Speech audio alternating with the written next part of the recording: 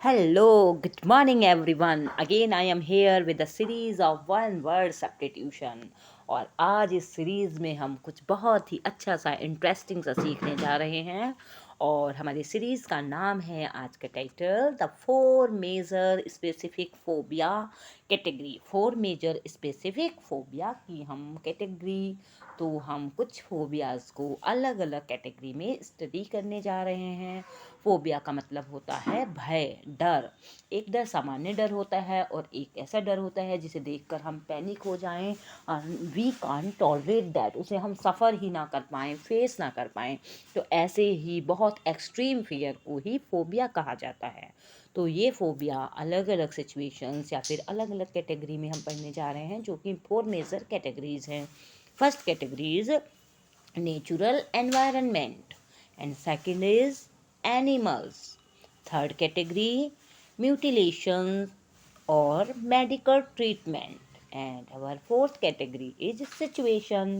तो इन अलग अलग कैटेगरी में हम थ्री स्पेशल फोबियाज की स्टडी करेंगे। Let's begin with the first category and three phobias. First is natural environment. Natural environment में सबसे पहला है हमारा एस्ट्राफोबिया। तो ये एस्ट्राफोबिया क्या होता है? एस्ट्राफोबिया होता है जब लाइटिंग हो, थंडर हो, बादल की गड़गड़ाहट हो, बिजली की चमक हो, तो ऐसे जब हमें बहुत ज़्यादा हम डर जाएं, उसे फेस ना कर पाएं, तो ऐसे ही डर को हम कहते हैं एस्ट्राफोबिया। मतलब बादल की गड़गड़ाहट, चमक से डर। Fear of thunder and lighting is called एस्ट्राफोबिया। Next word is fear from water. अगर हम वाटर से एक्सट्रीम फियर करते हैं, डरते हैं, ऐसी बीमारी उस समय भी होती है जब किसी को डॉग बाइट हो जाए, कुत्ते ने काट लिया हो, तो भी उसे ये बीमारी हो जाती है, उसे हाइड्रोफोबिया कहा जाता है।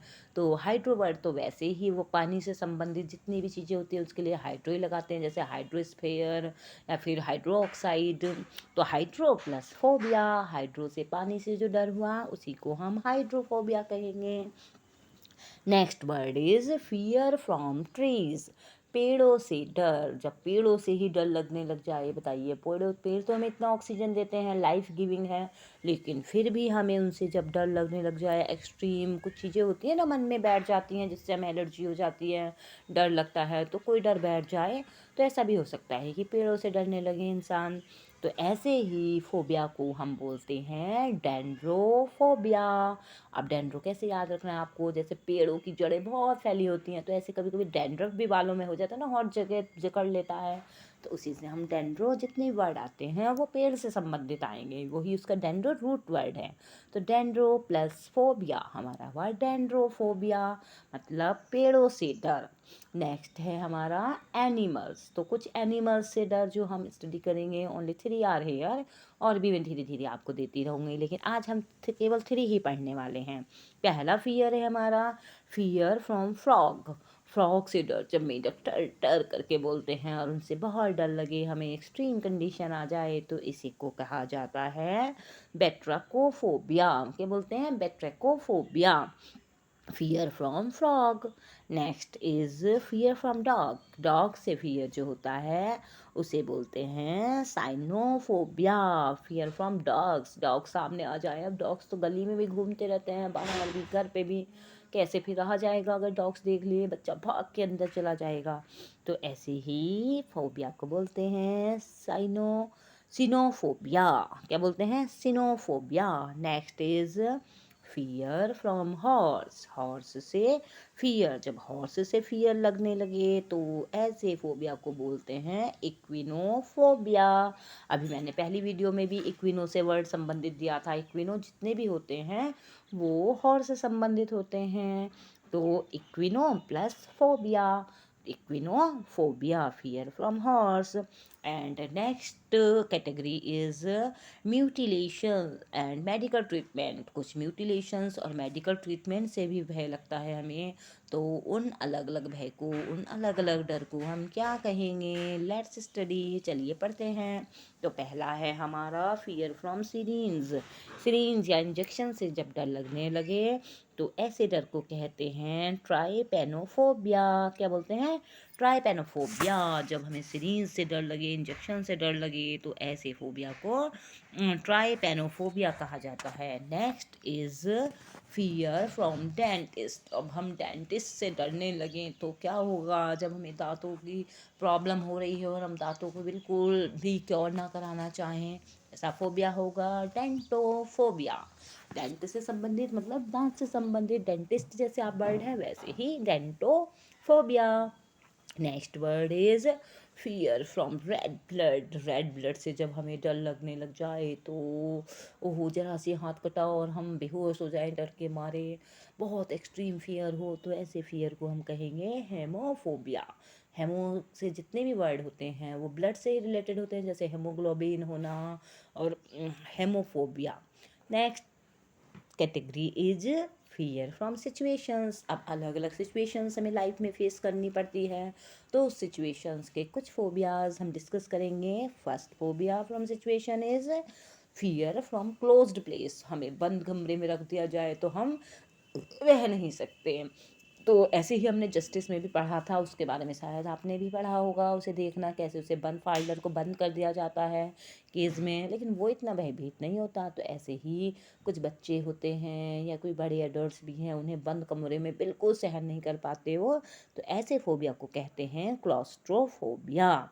क्या बोलते हैं? Claustrophobia, fear from closed places. Next is fear from air या फिर एयरक्राफ्ट। एयरक्राफ्ट या एयर से फियर जब होता है तो ऐसे फियर को कहते हैं aerophobia. Next is fear from public speaking, and most of the population, about 75% population are suffering from that। किसी हम कुछ लोग तो हैं जो सबसे बात कर सकते हैं कॉन्फिडेंटली, लेकिन हमारे पॉपुलेशन का 75% लोग ऐसे ही होते हैं जिन्हें पब्लिक प्लेस में बात करने से बहुत डर लगता है, वो एकदम से किसी से बात नहीं कर पाते, कॉन्फिडेंट नहीं हो पाते हैं। तो ऐसे ही फोबिया को कहते हैं ग्लॉसोफोबिया। क्या बोलते हैं? Glossophobia means fear from public speaking. Public speaking से उन्हें डर लगता है।